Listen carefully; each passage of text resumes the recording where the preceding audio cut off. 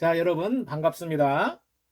오늘은 성령 강림 주일입니다. 교회 절기는 우리 주님을 기다리는 대강절을 시작으로 해서 성탄절, 주연절, 예수님의 고난과 죽음을 기억하며 참회하는 사순절, 그리고 부활의 기쁨을 경축하는 부활절로 이어지죠.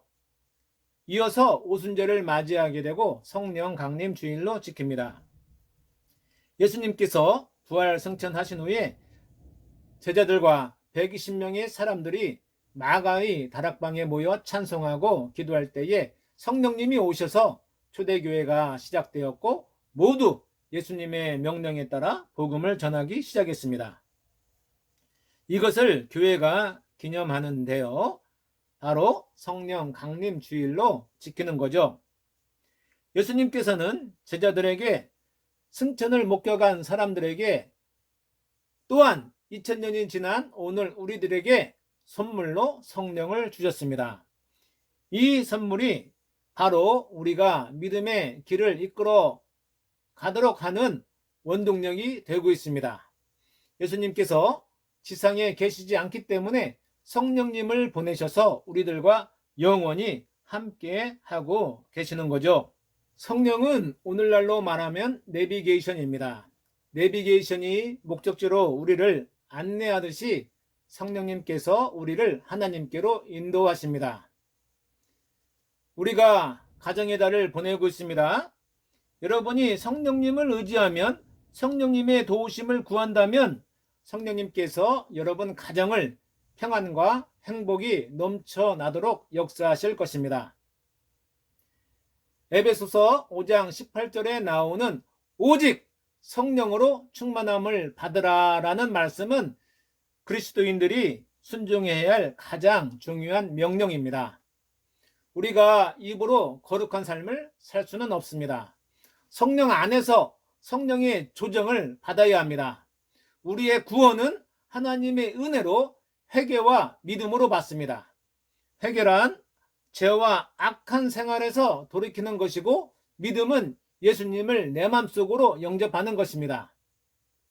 예수님을 영접한다는 말은 예수님의 영, 즉 성령을 받아들이는 것이죠.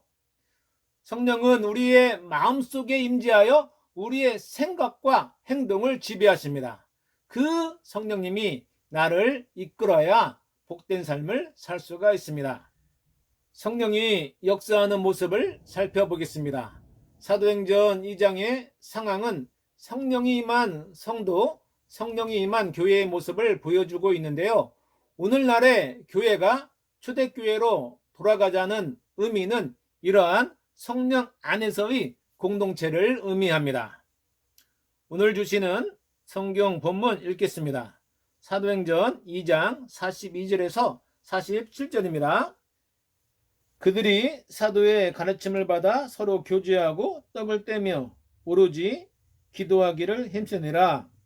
사람마다 두려워하는데 사도들로 말미암아 기사와 표적이 많이 나타나니 믿는 사람이 다 함께 있어 모든 물건을 서로 통용하고 또 재산과 소유를 팔아 각 사람의 필요를 따라 나눠주며 날마다 마음을 같이하여 성전에 모이기를 힘쓰고 집에서 떡을 떼며 기쁨과 순전한 마음으로 음식을 먹고 하나님을 찬미하며 또 온 백성에게 칭송을 받으니 주께서 구원받는 사람을 날마다 더하게 하시니라. 아멘.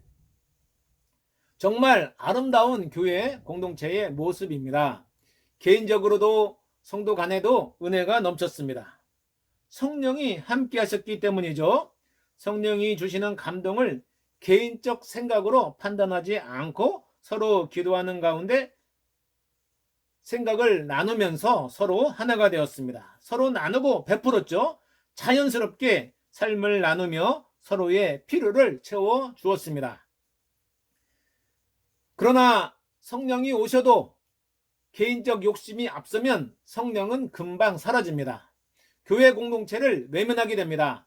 다른 사람과 비교하여 자신의 존재감을 키우려 하거나 주눅이 들게 되어 부끄러움을 느끼게 되죠.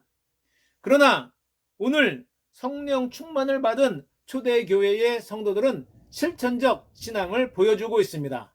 성령이 충만했기 때문이죠. 성령이 충만하면 첫째, 생활이 변화됩니다.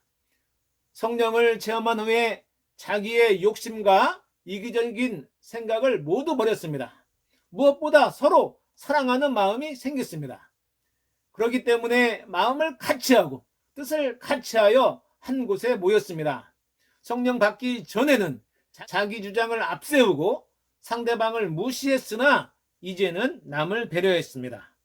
더욱 중요한 것은 영적 생활의 변화입니다.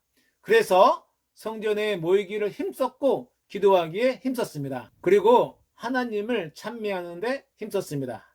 이렇게 되어지니 백성에게 칭송을 받았다라고 성경은 표현하고 있습니다. 오늘날 현대교회에 주는 교훈이 있습니다. 성령 충만한 사람은 교회에서뿐만 아니라 밖에서도 칭송을 받게 됩니다.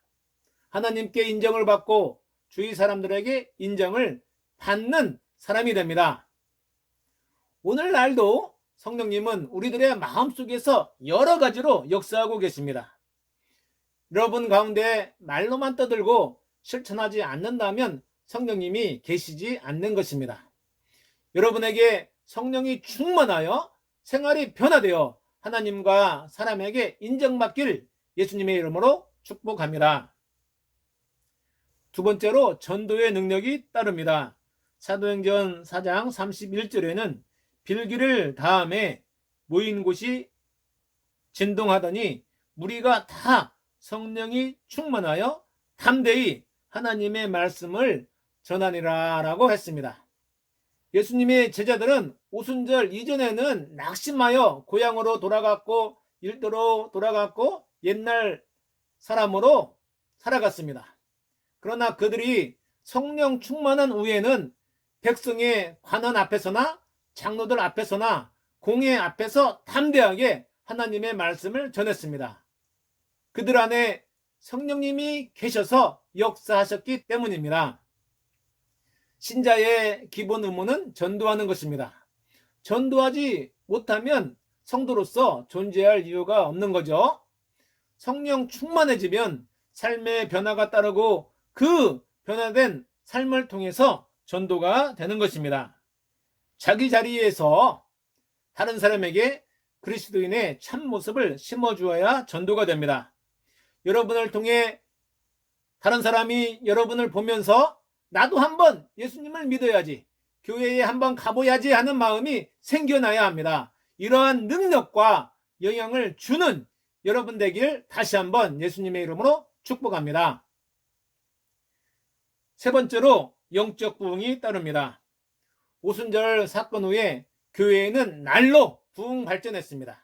사도행전 2장 47절에는 하나님을 찬미하며 또 온 백성에게 칭송을 받으니 주께서 구원받는 사람을 날마다 더하게 하시니라 라고 말씀했습니다. 이처럼 오순절 사건 후에 교회는 급속도로 퍼져나갔습니다. 120명에서 3,000명으로 3,000명에서 5,000명으로 늘어났습니다. 사도행전 6장에서 벌써 복음은 국경을 넘기 시작했으며 사도행전 12장에 보면은 이방인의 전도가 시작된 것을 확인할 수 있습니다. 성령 충만은 이처럼 교회를 크게 부흥시켰습니다. 여러분이 충만해야 교회가 부흥하고 더 큰 영향을 사회에 끼칠 수 있습니다. 코로나 상황 가운데 더욱 주님을 의지하여 우리 교회의 영적 부흥의 날이 속히 오길 축원합니다. 또한 여러 표적이 나타나고 영육 간의 문제가 해결됩니다. 사도행전에는 이러한 기사가 넘쳐납니다. 성령의 역사는 시대와 장소를 초월하여 다양하게 나타났습니다. 여러분이 안고 있는 많은 문제를 성령님께서 해결하여 주실 줄 믿습니다. 그런데 성령 충만 받기가 쉽지 않죠. 어떻게 하여야 성령을 받을 수 있을까요?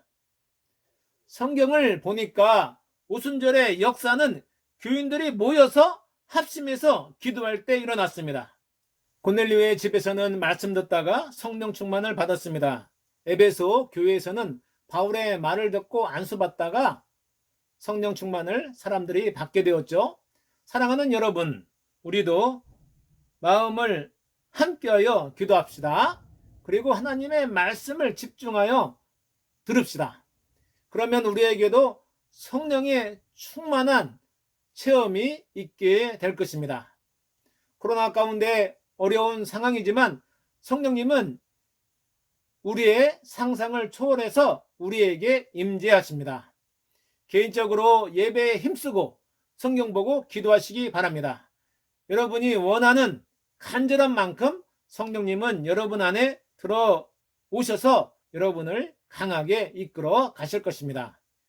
눈에는 아무 증거 안 보이고 귀에는 아무 소리 안 들리고 손에 잡히는 것 없고 내 앞길 칠흑처럼 어두워도 성령님이 우리를 이끌어서 영혼이 잘됨 같이 범사가 잘되고 강건하여 놀라운 일들을 여러분은 하실 수 있습니다. 우리가 성령 충만을 받으려면 세상 유혹과 사탄의 장난에 넘어가지 않아야 합니다. 그렇기 때문에 우리 안에 있는 나쁜 악한 죄성을 경계하고 다스려야 합니다. 성령님의 도우심을 구할 때 우리는 그러한 환경을 물리치고 우리 내면에 있는 악한 요소들을 뿌리 뽑을 수가 있게 되죠. 그리고 성령의 열매를 맺게 됩니다. 우리는 경건의 훈련을 계속해야 합니다. 성령의 열매는 그냥 주어지지 않습니다. 갈라디아서 5장 22절과 23절에 나오는 성령의 9가지 열매를 맺는 여러분 되길 축복합니다. 오직 성령의 열매는 사랑과 희락과 화평과 오래 참음과 자비와 양성과 충성과 온유와 절제니 이 같은 것을 금지할 법이 없느니라. 아멘. 성령님께서는 우리가 성령의 열매를 맺을 수 있도록 우리를 지켜주시고 우리를 이끌어 주십니다. 예수님의 말씀입니다. 요한복음 14장 26절인데요. 아버지께서 내 이름으로 보내실 성령께서 너희에게 모든 것을 가르쳐 주시고 또한 내가 너희에게 말한 모든 것을 생각나게 해 주실 것이다 라고 하셨습니다. 우리는 이것을 알아야 합니다. 예수를 믿는다고 해서 무조건 성령께서 오시는 것이 아닙니다. 성령은 진실하신 분이기 때문에 우리가 진실한 마음으로 예수님을 믿고 의지할 때에야 성령님께서 임하시는 거죠. 우리가 입으로는 예수를 믿는다고 하면서 실상 마음으로 주님보다 세상을 더 좋아할 경우에는 성령님께서 임하시지 않습니다. 성령 충만이란 방언을 하고 병자를 고치고 환상을 보는 것이 아니며 아울러 기도와 예배에 빠지지 않고 참석하는 것이 아닙니다. 성령 충만은 하나님의 말씀에 온전히 순종하는 나의 태도이자 자세입니다. 성령님께서 나의 삶의 주인이 되도록 나를 의탁하는 것입니다. 성령 충만하려면 물고기가 물 안에서 살듯이 하나님 말씀 안에서 살아야 합니다. 군대에서 처음 신앙생활을 시작한 용사들에게 권면합니다. 아직 성령이 무엇인지 잘 알 수가 없을 것입니다. 또한 설교 내용을 쉽게 이해가 되지 않을 것입니다. 그러나 여러분 마음에 간절함이 있다고 한다면 어느 순간 성령님께서 여러분에게 믿음과 확신을 주실 것입니다. 사랑하는 반석 군인교회 용사 여러분, 간부 여러분, 성령님의 감동에 집중하시기 바랍니다. 이 세상에 어떠한 유혹도 거부하시기 바랍니다. 악한 영들의 꼬임을 물리치고 예수님의 권세로 쫓아내어 늘 찬송하면서 기쁘게 능력을 행하며 살아가는 참 그리스도인이 되길 예수님의 이름으로 축복합니다. 여러분 가정에 주님의 은혜와 사랑이 넘쳐나기를 소망하며 오늘의 말씀을 마칩니다. 잠시 기도하겠습니다. 고마우신 하나님 아버지 은혜를 감사드립니다. 오늘 성령 강림주일을 맞이해서 성령님의 하시는 일에 대해서 배웠습니다. 하나님, 성령님께서 저희들의 마음을 이끌어 주시기를 원합니다. 세상 여러 나쁜 환경을 지켜주시기를 원합니다. 하나님의 말씀에 순종하는 저희들 되게 하여 주시옵소서. 저희들의 삶을 통해서 그리스도의 능력과 그리스도의 사랑이 나타나길 원합니다. 하나님, 코로나로 인해서 부대 전체가 어려움을 겪고 있지만 하나님께서 함께 해주심으로 인해서 남을 배려하고 또한 아끼며 서로 함께 극복하는 마음을 허락하여 주시기를 원합니다. 푸른 5월을 보내고 있는데 후방의 가족들 주님께서 지켜주시고 서로 간에 항상 좋은 소식 오갈 수 있도록 주님께서 환경을 지켜주시옵소서. 오늘 주신 말씀 잊지 않고 은혜대로 살아가는 저희들 되게 하여 주시길 원하오며 예수님의 이름으로 기도했습니다. 아멘.